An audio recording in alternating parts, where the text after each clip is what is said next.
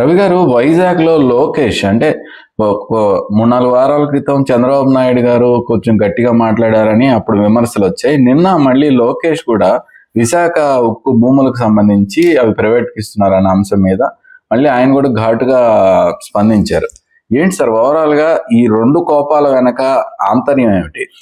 ఈ ఆంతర్యమైన ఈ ఆగ్రహం అనేది మటుకు ఏమాత్రం సమర్థనీయం కాదు. ఖచ్చితంగా మీరు అన్నట్టు చంద్రబాబు నాయుడు ఒక నెల కిందట ఇంకా కొంచెం ముందు ఈ పారిశ్రామికవేత్తల సదస్సు, పెట్టుబడుల సదస్సు, దానికి ముందు మీడియాతో మాట్లాడుతుంటే మా రిపోర్టరే అడిగాడు, ఈ భూములు ఏంటి, మేము విశాఖ ఉక్కు ప్రైవేటీకరణ అవుతారని ఎవరు చెప్పారా, నీకు ప్రైవేట్ అది ఇదని పని చేయకుంటే జీతాలు ఇస్తారా, ఇట్లా దాడి చేశారు. తీవ్రమైన నిరసన వచ్చింది. అంత అనుభవజ్ఞుడైన ముఖ్యమంత్రి ఖచ్చితంగా అక్కడ పరిశ్రమ నష్టాల పాలు చేస్తున్నారు, బ్లాస్ట్ ఫర్నేస్లు మూలన పెట్టారు, విఆర్ఎస్లు ఇచ్చి పంపిస్తున్నారు. మొన్న నేను విశాఖపట్నం వెళ్ళినప్పుడు కూడా ఆ రోజు కూడా మళ్ళీ దఫా విఆర్ఎస్ కింద 1000 మందిని పంపిస్తున్నారు. కాబట్టి అక్కడ దాన్ని నష్టాల వైపు నడిపే విధానాలకు వైపు అనుసరిస్తూ ఇంకోవైపున కార్మికుల తప్పని చెప్పడం చంద్రబాబు నాయుడు ఆ రోజు చేసిన పొరపాటు. ఆయన వాళ్ళు దాన్ని దిద్దుకున్నది లేదు, కానీ 12,000 కోట్లు కేటాయించారు అతి బలవంతం మీద. ఈ 12,000 కోట్లు ఎవరికి ఇచ్చారు? ఉత్పత్తిదారులకు, వీళ్ళకి కార్మికులకు కాదు, సరఫరాదారులకు ఇచ్చారు. పాత అప్పులు కట్టారు, జీతాలకు ఇందులోంచి నయా పైసా ఇవ్వకూడదని కూడా షరతు పెట్టి మరీ ఇచ్చారు. జరుగుతుంది కూడా అదే. కాబట్టి చంద్రబాబు నాయుడు దాని మీద నేను మొన్న విశాఖపట్నం వెళ్ళినప్పుడైతే అక్కడ కార్మికులు కూడా చాలామంది వచ్చి చాలా సంతోషంగా మీరు కరెక్టే చెప్పారు సార్ ఇలా అంటున్నారు.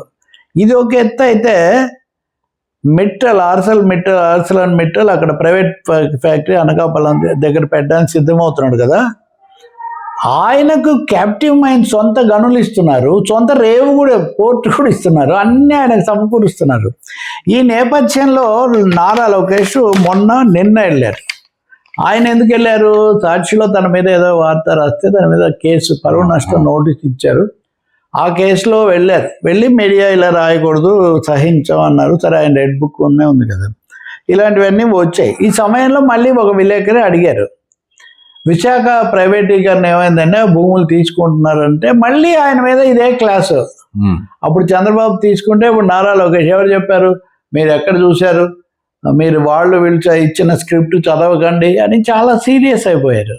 మేము దాన్ని కాపాడడానికి కట్టుబడి ఉన్నాం, మేము ఎవరు చెప్పారో చూపించండి అని. అంటే ఖచ్చితంగా ఆయన మాటలు చెప్పాలంటే విశాఖ ఎకనామిక్ రీజియన్ కోసం స్టీల్ ప్లాంట్ భూములు తీసుకుంటున్నాం అనేది ఆరోపణ మాత్రమే, దీనిపై ప్రభుత్వం నుంచి ఎవరు ప్రకటన చేయలేదు అంటూ రాష్ట్ర విద్యాశాఖ మంత్రి లోకేష్ విశాఖలో బుధవారం చెప్పుకొచ్చారు.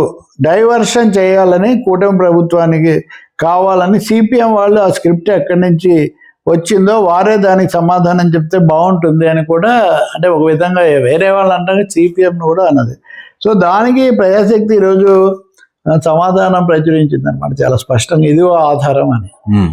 ఇది చాలా ముఖ్యమైన విషయమే, రాష్ట్రానికి సంబంధించి రాజకీయానికి సంబంధించి వాళ్ళ మీద ఆరోపణ. కాబట్టి ఇది విశాఖలో పెట్టుబడుల సదస్సు జరిగినప్పుడు విశాఖ ఎకనామిక్ రీజియన్, ఆర్థిక ప్రాంతం అని ఏర్పాటు చేస్తాము అనే ఒక ప్రతిపాదన అక్కడ తీసుకొస్తూ దానికోసం ఇచ్చినటువంటి నివేదిక, ఒక రిపోర్ట్ అక్కడ ఇచ్చారు. ఇది 232 పేజీలు ఉంది. 2025లో దీన్ని తయారు చేశారు. ఈ 232 పేజీల పత్రంలో 32వ పేజీలో developing Visakhapatnam as Visakhapatnam region global economic hub అనే సబ్ టైటిల్స్ కింద ఇచ్చారు. దీంట్లో చాలా స్పష్టంగా విశాఖ ఉక్కు ఫ్యాక్టరీకి సంబంధించి 2000 నుంచి 2500 ఎకరాల భూమి ఉంది. దీన్ని ప్రైవేట్ పెట్టుబడులకు వాడుకోవడానికి చాలా ఉపయోగంగా ఉంటుంది. ఇది కూడా ఇక్కడ ఆర్థిక అభివృద్ధికి ఆర్థిక ప్రాంతం అవుతుందని చాలా స్పష్టంగా రాశారు. ఈ రాసింది మరి తమే మర్చిపోయారా, లేకపోతే ఊరికినే వాళ్ళని ఊరించడానికి రాశాం కానీ దీనికి ఏం విలువ లేదంటారా? విలువ లేదందామా అంటే మొత్తం నడకంతా అటే ఉంది కదా. ఇప్పటికే విశాఖ ఉక్కు ఫ్యాక్టరీని మొత్తంగా ఇవ్వలేదు కానీ పార్టులుగా ప్రైవేటీకరిస్తున్నారు. కాబట్టి ఈ పరిస్థితుల్లో చూస్తే దీనికి ప్రభుత్వం ఏం సమాధానం చెప్తుందనేది చూడాలి. మూడోది, కార్మికులను తగ్గించటము, జీతాలు ఆపటము, టార్గెట్స్ పెట్టి అవాస్తవికంగా ఇబ్బంది పెట్టి ఇవన్నీ కొనసాగుతున్నాయి. సో ఈ పరిస్థితుల్లో అప్పుడు తండ్రి, ఇప్పుడు కుమారుడు కూడా అదే పద్ధతిలో మాట్లాడటం కార్మికులకు చాలా కష్టం కలిగించింది. ఆ యూనియన్ వాళ్ళు కూడా దీని మీద తీవ్ర నిరసన తెలిపారు. మూడోది కాంట్రాస్ట్లో ఆర్సెల్ మిట్టెల్కి అన్ని సదుపాయాలు కలిగించే వాళ్ళు మాకెందుకు చేయటం లేదని. నిన్న చంద్రబాబు గారు ఉదాహరణకు ఢిల్లీ వెళ్ళారు. ఢిల్లీ వెళ్ళినప్పుడు కొన్ని ఇది కోరారు, కానీ అందులో కూడా విశాఖపట్నం ఉక్కును కాపాడాలి అన్నది ప్రధానంగా ఏం లేదు. ప్రైవేటైజ్ చేస్తామని ఎవరు చెప్పారంటే 100 సార్లు చెప్పారు పార్లమెంటు వేదికగా. ఇంతవరకు మేము మానుకున్నామని వాళ్ళు ఎప్పుడు చెప్పలేదు. భూముల గురించి అంటే మీకు ఇప్పుడు నేను చూపిస్తున్నాను. కాబట్టి విశాఖ ఉక్కును కాపాడుకోవాలి, లేకపోతే మేము కాపాడుతాం, మేము ముందుగా ప్రైవేటీకరణ జరగదు, ఇలాంటి మామూలు మాటల వల్ల ఉపయోగం లేదు. ఇలా చెప్తుండగా నేను ఈ 15 ఏళ్ళ నుంచి నన్ను అనేక రూపాయలు అది కొనసాగుతూనే ఉంది.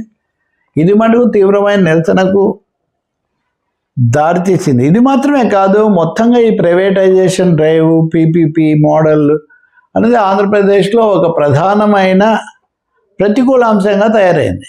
ఈ విషయంలో కూడా జగన్ మనం మాట్లాడినప్పుడు పీపీపీ మీరు ఎవరైనా కొత్తగా ప్రైవేట్లో పెడితే పెట్టుకోండి, మెడికల్ కాలేజీలు కూడా నేను వద్దంటలేదు, కొత్తగా పెడితే పెట్టుకోండి, కానీ ప్రభుత్వంలో ఉన్నవి తీసుకెళ్ళి ప్రైవేట్కి ఇవ్వటం ఏంటి అన్నది ఆయన లేవనెత్తిన సమస్య. కార్మిక సంఘాలు వామపక్షాలు చేస్తున్న ఆందోళన కూడా అదే. దాని మీద సిపిఎం శ్రీనివాసరావు కూడా మాట్లాడు, భూములు ఇస్తాము, ఎవరి భూములు ఇస్తారు? రైతుల భూములు తీసుకొని 99 పైసలకి ఇస్తాము అంటే 99 పైసలకి ఎకరం భూమి ఇస్తూ ఉంటే ఎంతకాలం ఇది అని. కాబట్టి విశాఖ భూముల మీద మరి ఏం చెప్తారో, ఈ నివేదిక నిజానిజాలు ఎలా వివరిస్తారో మనం చూడాలి. కానీ ఆ భూములు కనుక వేరే వాళ్ళకి ఇస్తే అక్కడ చాలా తీవ్రమైన ప్రతికూలత వస్తుంది. Right sir.